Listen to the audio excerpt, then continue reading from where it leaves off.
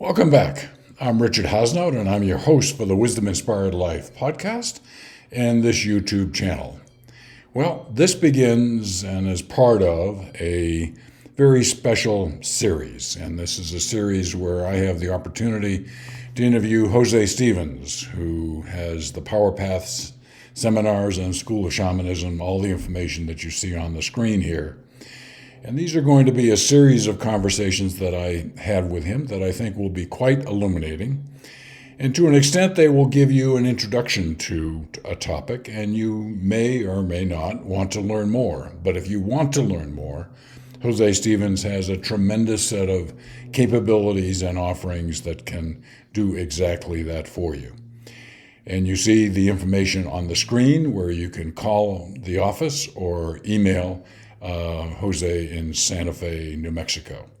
So with that said, let's get into the current topic. Welcome back to the Wisdom Inspired Life YouTube channel. It's a great pleasure and a great gift of Jose Stevens giving us his time to share with us information that in the course of my wandering through 75 plus years on this planet, I've come to trust his wisdom on this implicitly, and has made major help to me and other people that I know. So this is a rare treat. And in this particular episode, we're going to be talking about some obstacles in life. Are there obstacles in life? Sure there are. That's part of our plan of being here, I think. So with that said, since we've got a few obstacles to go through, Jose, let me turn the microphone over to you. Okay, well, we have obstacles in our lives that we can't help. There can be drought, there can be, illness in the society like we have had. But there's certain obstacles that are self-perpetuated or self-imposed. And this is the ones that we're going to focus on right now. They have to do with our fear patterns. As human beings, we're very fearful. There's a lot of things to be afraid of, or at least we think there are. And those fears can really get in the way of our happiness, set us on a path that ruins our satisfaction in life and all that.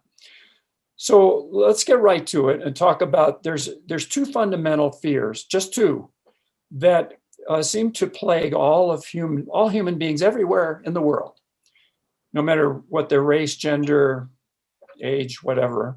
Mm-hmm. And those two are biologically based. They are the fear of abandonment, or we could say separation, the fear of separation. And the other one is the fear of entrapment. And if you'll notice, they're sort of like polar opposites. Yeah. And they seem to be based in the fact that we're carried around in our mother's wombs for 9 months or thereabouts, some people less. Mm-hmm. But nevertheless, there's both a fear of leaving the womb. It's very cozy in there, and our needs are all taken care of, and who wants to leave? Mm-hmm. But eventually we grow, and we get too big for this space, and suddenly we're starting to think about, it's too tight in here. I got to get out of here. I'm going to be trapped in here and I can't move. And so biologically, we have these two fundamental fears. And I could talk a great deal about those two fears, but I'm going to leave them where they are because you get the idea. And those develop into 7 basic fear patterns. And this is the thing we're going to really focus on here. These 7 fear patterns you'll find all around the world in just about every person, but people seem to specialize in different ones. Some people exhibit all 7, some people exhibit 3, some people 1. But if you dig a little bit, you'll find that everybody has a little bit of all of them. I've certainly noticed that in myself. So these are patterns that are mostly developed as defenses when we're children to handle certain situations in our life that are difficult. And each one has a very specific developmental pattern, which we don't have time to get into. But these patterns are described in a book I wrote a long time ago called Transforming Your Dragons, which is still available, and it goes into all that. These 7 come in pairs, and these pairs are related to each other. So the first pair is self-destructiveness and greed. And people don't always see the relationship between those two, but they're definitely there. So self-destructiveness, the fear pattern there is, my life has no meaning, or I'm afraid that my life has no meaning. And because I'm afraid my life has no meaning, I'm afraid that I'm out of control. Mm-hmm. And so it leads to uncontrollable drinking. It leads to uncontrollable drug addictions. It leads to running around with a dangerous crowd and, get involved in a life of crime, and so on and so forth. It can be mild. Somebody can be mildly self-destructive. Somebody can be very intensely self-destructive. It can lead to suicide. It can lead to leading a life in which one is likely to die at a young age because, they're running around with a bunch of, people that are carrying weapons and hurting each other and that sort of thing. So a person usually engages in trying to handle the pattern by trying to prove to themselves that they are in control. Look, I can drink a whole 6-pack of beer and I can still drive my car. I'll show you. Or I can take some heroin and some methamphetamine, and I can drink a quart of vodka, and then I can still manage my life. Well, they're not going to make it. They're not going to win that way, but they think they can. So greed is the fear that there's never going to be enough for me. There's not enough money. There's not enough food. There's not enough attention. There's not enough information. There's not enough sex, on and on, not enough power. Greed can be for many things. And you see people exhibit that. They have greed for food, greed for attention. They want attention all the time. They want more and more billions of dollars, and so on and so forth. And they're never satisfied, never happy with what they have, because they're always looking at what they don't have. And they're afraid that somehow they're never going to be satisfied unless they have that. And then the minute they get that, it doesn't satisfy them, so they want more of the same. It leads to a life that's very dissatisfying.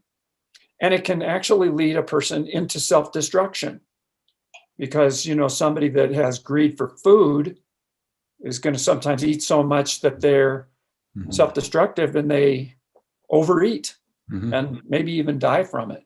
Same thing with drinking or other things. So you can see how greed and self-destruction are very, very related. Yep. And you often see them in one person, that they have both. There's self-deprecation and arrogance are the next pair. And there seem to be opposites. The self-deprecation is the fear that a person doesn't have enough worth. I'm not handsome enough. I'm not beautiful enough. I'm not athletic enough.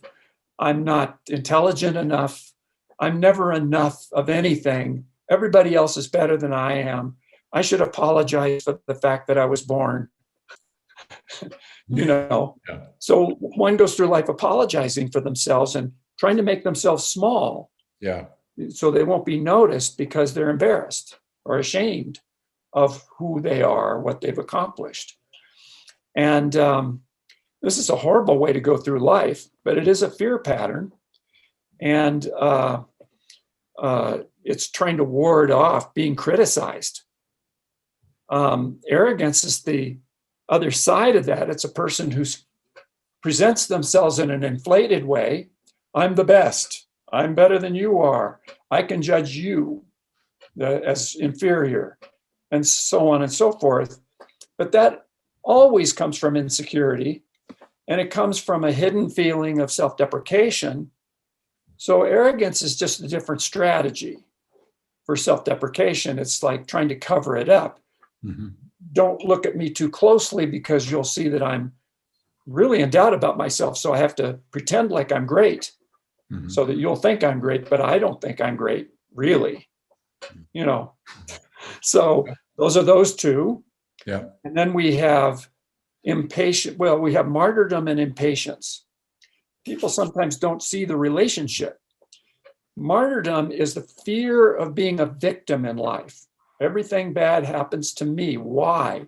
Why do people treat me so badly? Why does nothing work out for me in life? I lose all my money all the time. I make a fortune, I lose it all, and so on and so forth. So martyrdom is a fear of being a victim. And of course, the more afraid you are of being a victim, the more likely it is that you will be. So these are self-fulfilling prophecies. Every one of these 7, self-fulfilling. Mm-hmm. So impatience is the fear that there's not enough time. And so I have to rush and speed. And if I rush through life, I'm never present for the present moment. I'm always thinking about the next moment, tomorrow, later, and I'm rushing to get there. And so in the rush to live more of life, a person misses their life. So again, now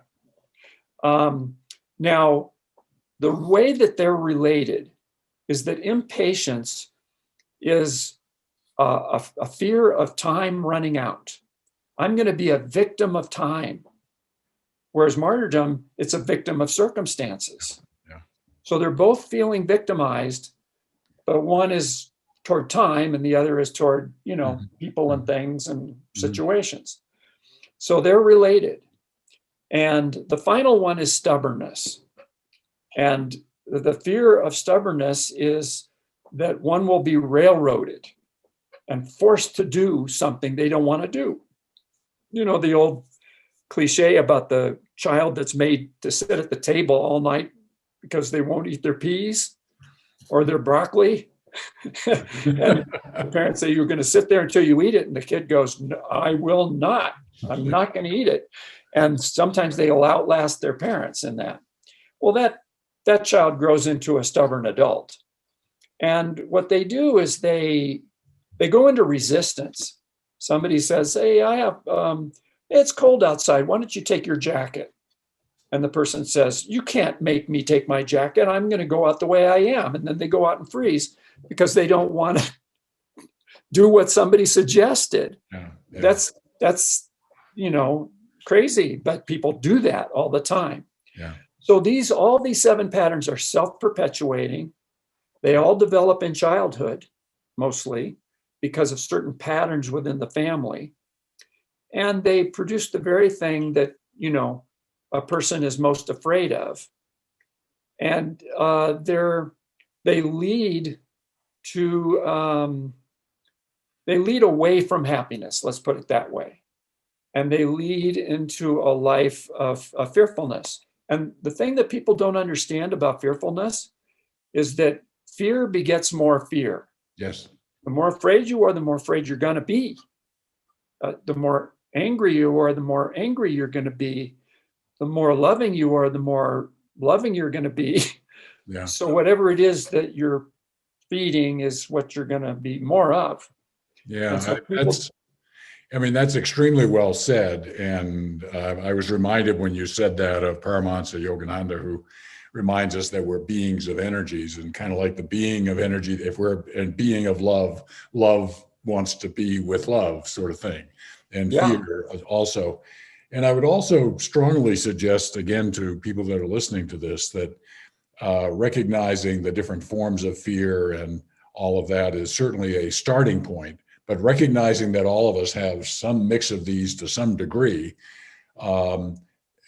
You say, okay, that's my fear, but I'm stuck. I can't get out. And that's where you need to be able to get some additional perspective and help. And I want to suggest to people, here's what for me is unique and special and a gift in Jose Stevens.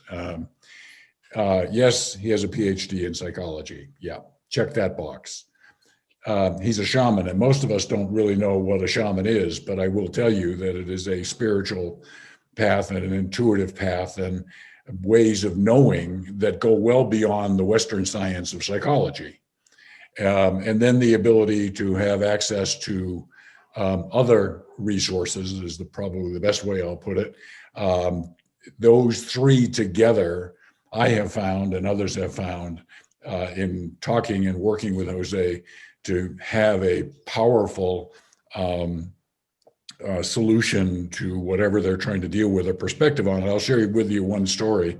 There was a guy I've known for a number of years off and on, and he was in therapy.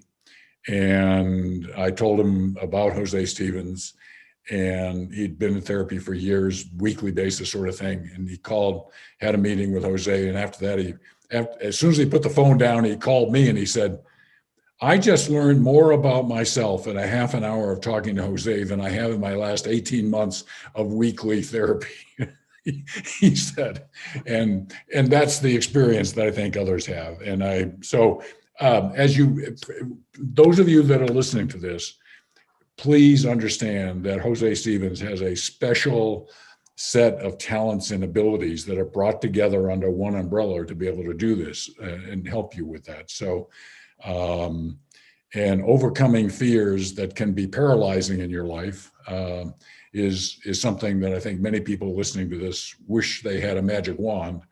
And I'm not going to try and suggest, and not going to put the burden on Jose that he's the magic wand that everybody's looking for. But boy, he's a whole lot better than me trying to figure it out myself. That I will testify to. So that's good. Jose, I know you, and you could speak a lot more on this, and I love listening to it. But I think our listeners have got a good sense of what the map looks like, and if they want a solution to figure out where they need to go on that map, they know that they can go talk to you about it. So thank you very much. My pleasure. As you can see from that conversation with Jose Stevens, very illuminating. And Jose offers a set of skills that I've not seen with really any other single individual. It's the combination of this PhD in psychology, a shamanic practitioner, and a channel. He has the ability, if you were to have a conversation with him, to provide you more insights and help about your life in an incredibly short time than you can get from any other source that I'm aware of. So if you're interested, there's a lot of ways that you can learn more. So you see the information on the screen that can help you with that. Contact Jose as needed. Well, as usual, if you want to learn more about Wisdom Inspired Life, you can go to the mywisdominspiredlife.com website. There you can listen to the Wisdom Inspired Life podcast. We've got a very great player there, but you can also do it on Apple with their Apple Podcast, and Google Play and Spotify and all the other places that you listen to podcasts. You can do that. You can also, on the website, learn about some of my books and a bio on my background. So with that said, as you know, this is a journey, and this is a fun journey, and I look forward to continuing this journey with you.